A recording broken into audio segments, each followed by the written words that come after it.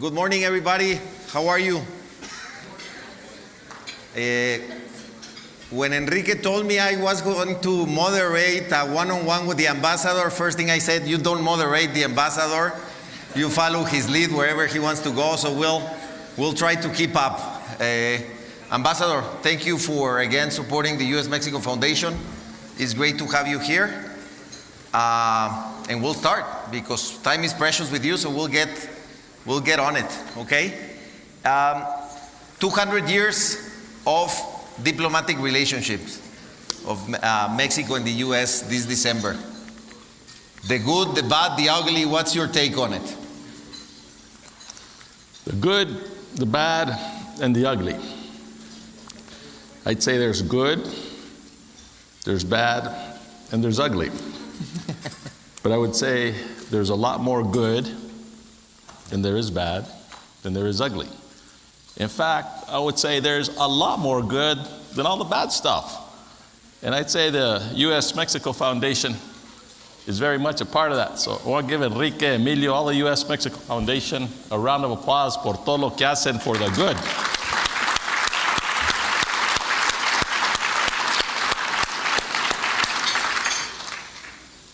So I think that it's been amazing to me. Here is Ambassador Moctezuma too. So hi, Ambassador. One of the things that has been amazing for me is that we have seen more U.S. government officials come to Mexico now than ever in the past. Why is that, Ambassador? So, Emilio, will you permit me to make a few opening comments? Go ahead, please. Okay. So, we are very optimistic about the future of the U.S.-Mexico relationship. And it comes from a lot of work that many people have done.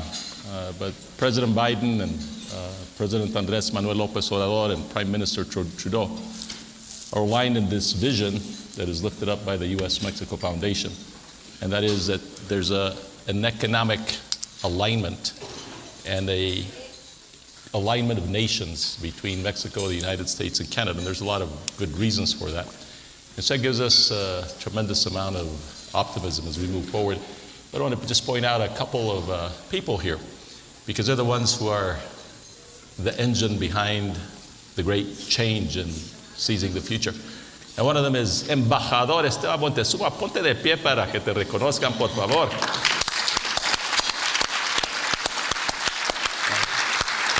Para que te conozcan bien, ponte de pie, because I'm going to have some other people look at you. Por favor, párate, mira. So, I watched the consul generals in the back. No, estate, Esteban. Stand up over there, Eric and Bravo. Ken and Yolanda. Esos son los cónsul generales de los Estados Unidos por todo México. Estamos ahí let me see if I can get this right, Esteban. If not, you're going to help me. So, Matamoros, Yolanda Parra, Diana Kim, Nuevo Laredo, Eric Cohan, Juárez, Ken Roy, Hermosillo, Roger Rijat, Monterrey, Eliza Alemán, Guadalajara, Dorothy Nutter, Mérida, y Daria, levántate tú también, Daria. She's in charge of all of Mexico, including 14 states. So let's give them a round of applause. And let me say why I want Esteban todavía de pie. ¿Me permites? Claro. Okay, so here's why it works. On any issue, you stay standing. Esteban standing. This is like, how many of you work around batteries, tractors, and you have the two poles? These are the poles that hold it together. The border is an interesting place. Eric and I just spent, 16 hours on the border in El Paso, Juárez, on the migrant shelters, the border patrol with hundreds, thousands of migrants in that area. Tough stuff. And we're dealing with tough stuff. But why am I still very determinedly confident and optimistic is because I watch what Esteban does every day in Washington. And all across the country, 51 or 52 consulates of Mexico in the United States, everywhere. More in California than anywhere else. More in Los Angeles, Monica. And then I watch him work at the White House. I watch him work with the U.S. Mexico Foundation. I watch him work with the Cabinet of the United States. And I watch our consul generals working very hard with the 3,000 people that we have here in Mexico.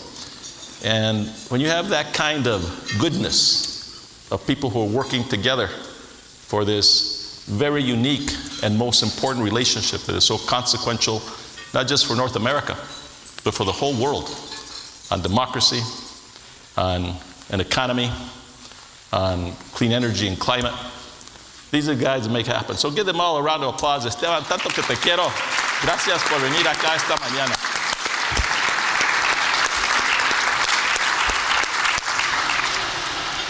So go on to your question. No, I was saying more U.S. officials than ever.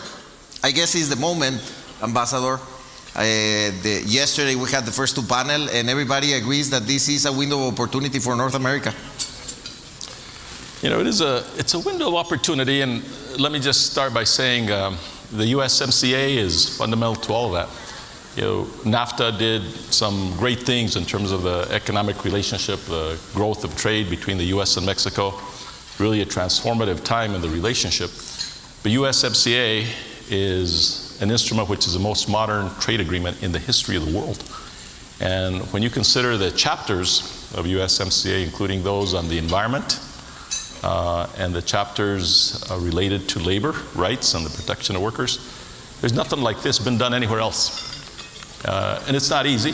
There are tough issues, as Esteban and others here know, on clean energy, but we're working through them, and our vision is we're going to have a clean energy powerhouse in North America. We have tough issues on labor, but there's also the dispute resolution mechanisms on labor. Some of your companies are affected by those mechanisms, and yet it's moving forward. And so I think we've done a lot, but there's a lot more to come. I was thinking about it as I was coming this morning to this event, Emilio, that the 330 million people of the United States and the 130 million Mexicans, that's what's going to make it happen. Because you have almost 500 million consumers in the U.S. and Mexico. Companies that are here, like Target and 3M and so many others that I recognize here, friends of mine, they recognize that as well. And so it's a huge marketplace. So that's one of the reasons. I think a second reason is you have these historic lassos. It's been a painful history, and we need to acknowledge that pain, and we need to live that pain and lift up the understanding of the history of the United States and Mexico and that relationship. But it's the people of the two countries and the proximity that we have that will continue to make it a good way forward. Actually, I believe, Ambassador, that USMCA, precisely because now we have a better way of dealing with our problems, because I think it's naive to think that this complex relationship, and including our friends from Canada, which many of them are here, companies here like Martin Rea, but I think having precisely a way to deal with our differences is part of the stability and the institutional architecture of the region, right? If not, how do we deal with disagreements? Well, you have the USMCA has these mechanisms, and we'll figure out how to resolve whatever disputes there are. I mean, Canada and the U.S., U.S. and Mexico, there are differences, but that's okay.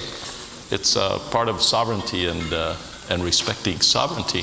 So I feel good about USMCA, and I know that's what brings a lot of our people here together. What we lack, U.S., Mexico, Canada too, is we don't have the same durable frameworks in other areas. Yep. Security, migration, for example. And that's what we're trying to create in those other areas so we can model the durability of USMCA. Let me ask you a last question on USMCA, then we can move to other issues. But 2026, we have an important date for the three countries, and I think for all the people of the three countries, and I think it has to be important to all of us, where we have to opt in to continue for another 10 years, or renew the USMCA for another 16 years. What do you think it takes from everybody, government, but also the people here, to make sure that we decide to opt in, the three countries? So let me ask the audience to answer the question. If in 2026, Esteban, you're exempt because you have special privileges. You don't have to vote, and I won't vote. How many people here want the USMCA extended when it gets to 2026? Lift your hand if you want to extend. No, pues alto, don't. But you see. Let me see. How many want to go like this? Okay. How many of you don't want it extended? ¿Quién no la quiere? Who does? Let me see. Vladimiro. You're GE. AmCham. How many of you are here from AmCham? Levante la mano if you belong to AmCham. Listen, Emilio, seriously, we got to mess it up pretty bad, in my view, for it not to be renewed. But that said, it can't be taken for granted. The trade agreement, there are forces in the United States that wouldn't want to have a trade agreement. Mm-hmm. There are forces here in Mexico that wouldn't want to have a trade agreement. And so in order for it to be extended in 2026, as I hope it will be, we need to make sure that we do everything we can to demonstrate how it works. And we're doing that every day, but that's what we got to do, is we have to prove success. But I'm optimistic, I'm confident. It's interesting, you talk to corporate America, and many of them represented here, and I sense a very strong level of support. I speak to labor leaders, both in the United States and here, and labor is very supportive of USMCA, very excited about it. I speak to the government, to Secretary Marty Walsh and the Department of Labor, and they're very excited and watching what's happening here in Mexico. So the same thing is true on the Mexican government side, so I think it's going to get extended. How do you guys like Emilio's shoes? Mire. Hey, what do you think? Look, put your shoes up here. I want you guys all to see. See, Esteban, he can be worse than that, huh? He said he was going to interview me, so I got to interview him. Pon tus zapatos aquí. Botas y tennis shoes for the U.S. Mexico Foundation. Let's give Emilio a round of applause. It's called Shoe Diversity.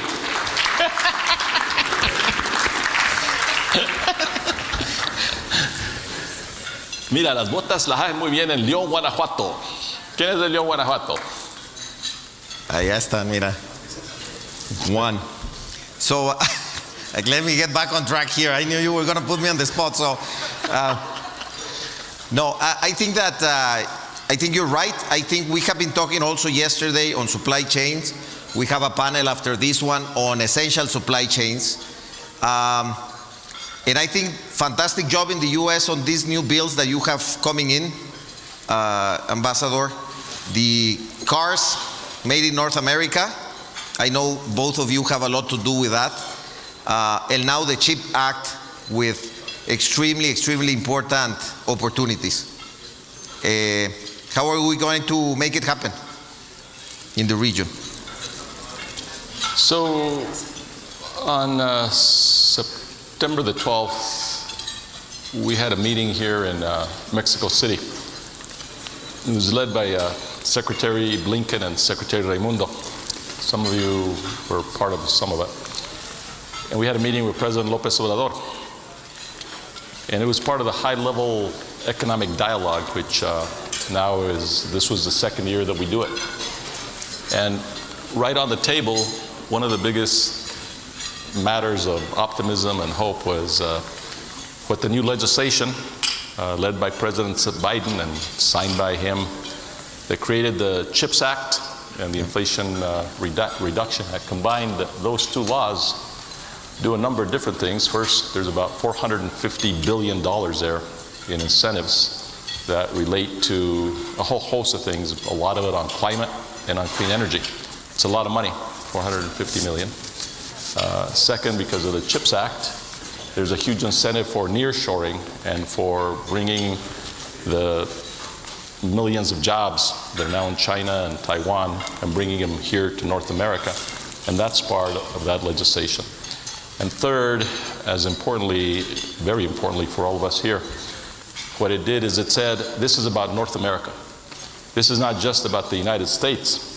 So this is about North America. So think Mexico, think Canada, the US. And it was interesting as I listened to Secretary Raimundo describe the opportunity. She is enthusiastic about the opportunities here. She just talked to some of the CEOs and business leaders that are creating some of these manufacturing facilities for semiconductors in Arizona.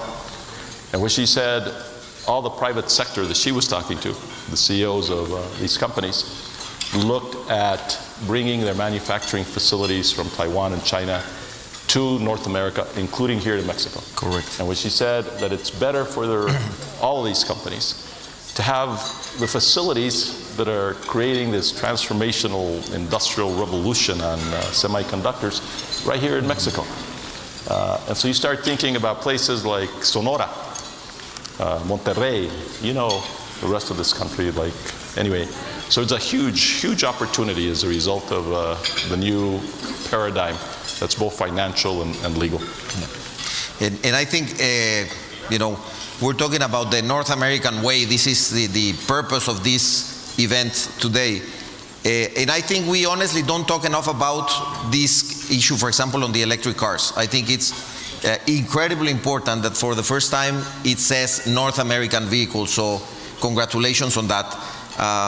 Now let me jump because I want to make sure that we touch on two other things before Enrique and Claudia kick us out here with the big clock. So one is I was in the state of Colorado last week speaking with the Business Roundtable of Colorado, and everybody's talking about talent.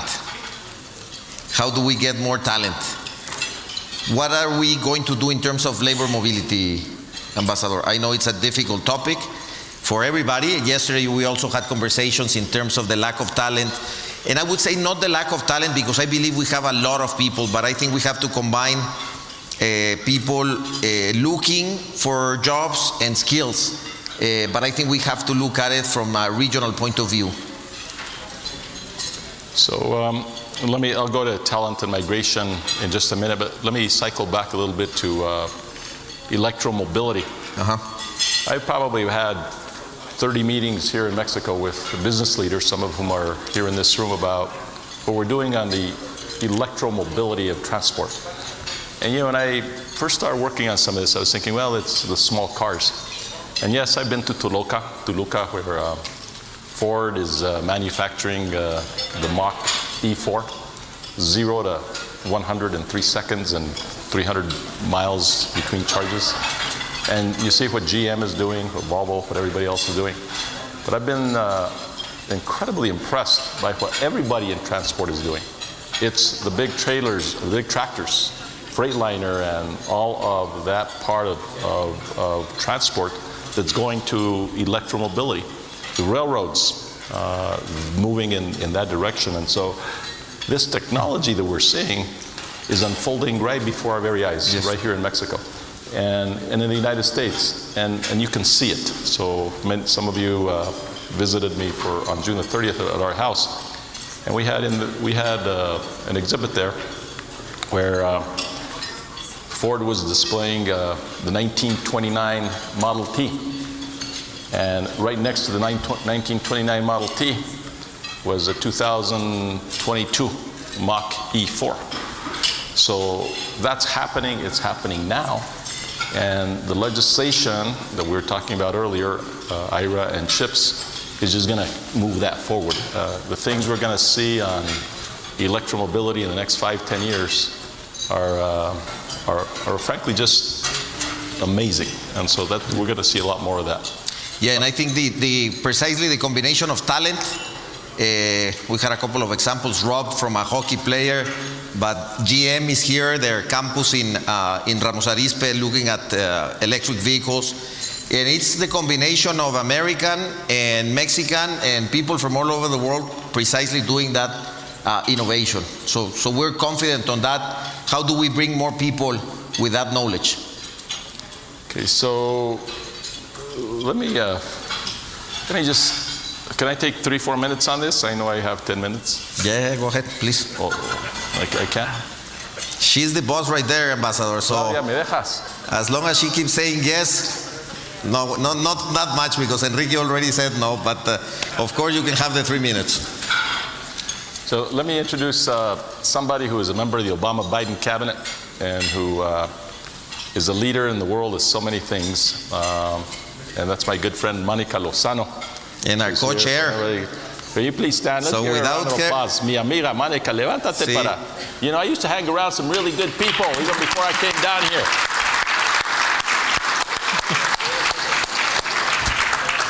Thank you, Monica. So I've shared this conversation with many of you in this room, and some of us who have worked on these issues of migration and talent for a long time. The challenge remains the same. It's a matter of matching people who want to work with the places where there are jobs, and then making sure that they have the right training and the right education to get there. And I'm going to just say this at the upfront, that as we deal with talent, and we deal with labor pathways, and we deal with human morality and the responsibility of governments and nations, we need to find solutions that are real solutions to the reality that we're seeing on the ground with these very unprecedented migration flows across all of the world, but across all of the Americas.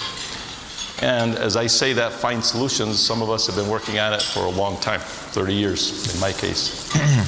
And what you find in this debate that's happening now in the United States and across the world is that it ends up becoming a political stunt on the part of some who want to use migrants as political weapons to further their own political ends.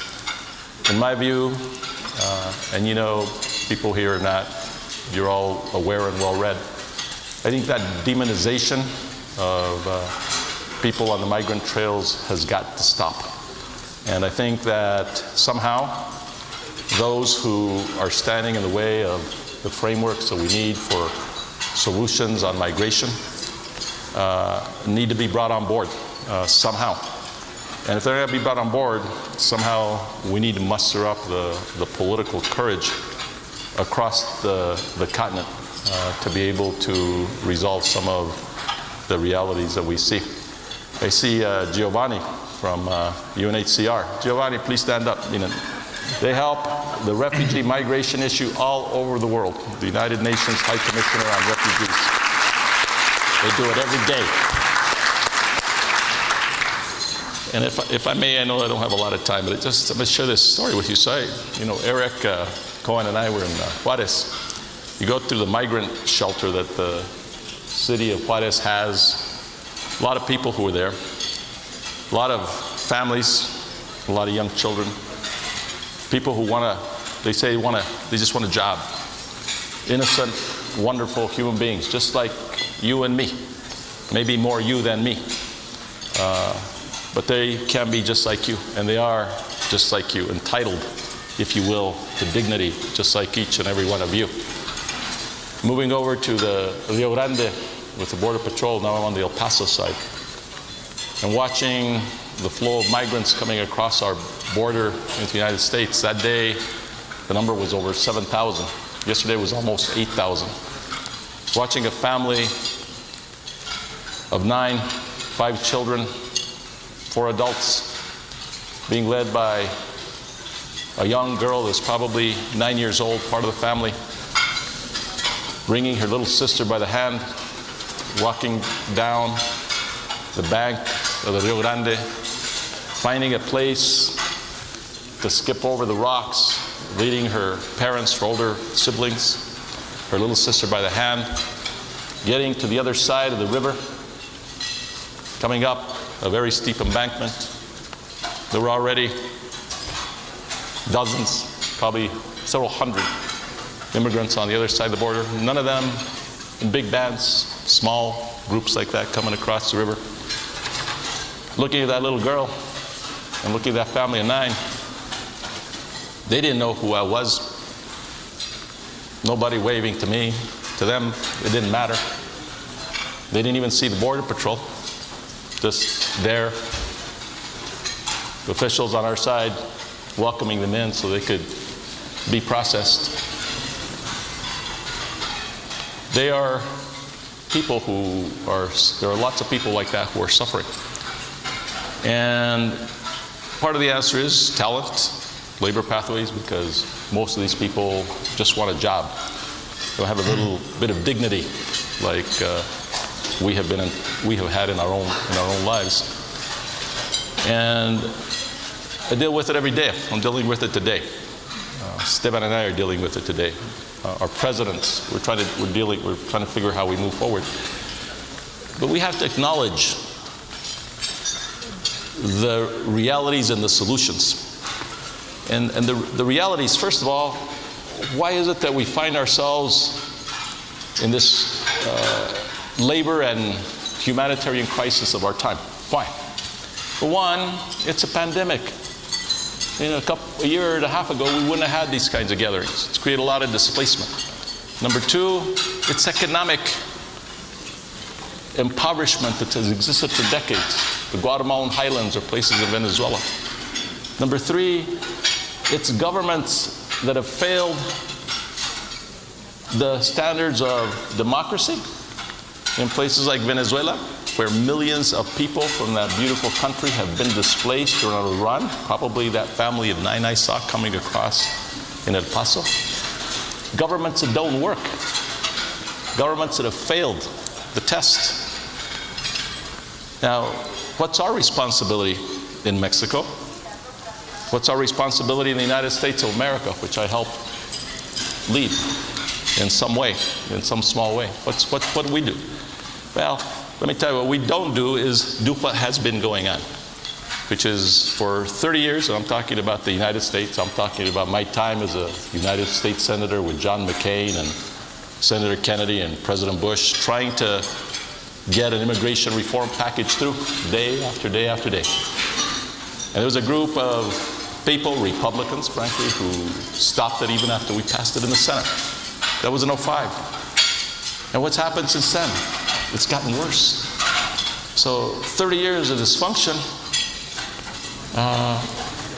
that should not be tolerated by the American people. It just shouldn't. And then Mexico, I can't speak for Mexico other than to say that for the first time in history, and this is where I turn to the positive side, we have the United States and Mexico working together on these issues, Emilio. Yeah. We have President Biden in Los Angeles, where some of you were there with me, declaring we got to do this together. We got to do it as a region. We got to bring in Central America. We got to bring in Mexico. This set of solutions cannot happen without Mexico and the United States working it together. It's the same reality on economics, the same reality on security. We got to do this together. And so I remain optimistic that, notwithstanding my harsh critique of the reality which I feel, that we can get this done. So the question then becomes for all of us, how do we do it? Well, first of all, there's broad alignment on what we have to do. That's to create hope for people from the sending countries so they don't have to get onto the migrant trail. So that includes Guatemala, Honduras, El Salvador, and the other countries. So we got to do that. Number two, we have to control our borders. Panama and all the countries to the north. And we, in the United States, will have to control and are controlling our borders, need to control our borders.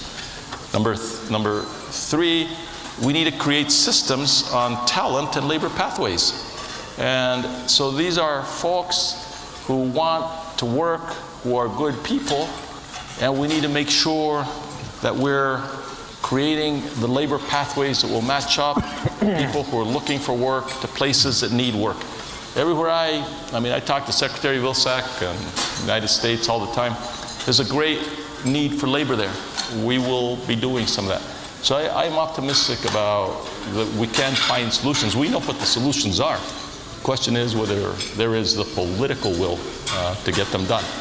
And then let me come back to something that I want the U.S. Mexico Foundation to work on, because this is something that I've asked a lot of you to work on. And that's, we need to do a much better job in terms of increasing the number of Mexicanos coming to the United States to study, and the number of students in the United States, or all people, coming to Mexico and study here. You know, Esteban, when we were at the White House a year ago, said there are 13,000 Mexicans studying in the United States, but there's 364,000 Chinese. What's the problem with that? And so we've set a goal, and Enrique, Emilio, Claudia, all of you on the U.S. Mexico Foundation, Vladimiro's already promised he's going to contribute from AmCham 50,000 of these positions. We need to move from 13,000 to 150,000. And we got to do that with all deliberate, swift speed. And so I'm going to ask you all to help us do that. Because at the end of the day, that's one of the great things you're going to see. Now, I could tell you lots of stories. I'm going to tell you just one. In Juarez, I was there with the governor. She happens to be Pan. The first lady, I don't call her first lady, I guess they call her the doctor. La esposa del presidente was there, part of the meeting. There's a 24-year-old diputada who's part of Morena, spokesperson of Morena. But she developed her great talents in part because she's gone to one of our student exchanges to Harvard for 4 years in a row. 4 years in a row. So the things that we do together on helping raise el entendimiento of our people is also a big part of the response to the talent pool question. So in all that, I'm going to be asking you to help us. Thank you. Thank you, Ambassador. We run out of time. We're going to have a pending conversation on the border because there Will Hurd and Stony Burke and Jerry and Glafiro want to talk about the border. So we'll do it next time. But I think what you said for us is the most relevant thing, is the well-being of people. We cannot have this situation where we have people at the border under the conditions that you are talking about, and all of us looking for talent in the region. What I commit with you, Ambassador, because you always leave us homework, is, we are going to come out of this event with practical solutions that can be implemented to improve the availability of talent and skilling people and reskilling people in North America. And if you give us a meeting with Ambassador Moctezuma, we're going to present you a paper with some of the actions that we believe can be implemented to improve the quality of life of people in North America. Thank you very much. All right. Thank you very much.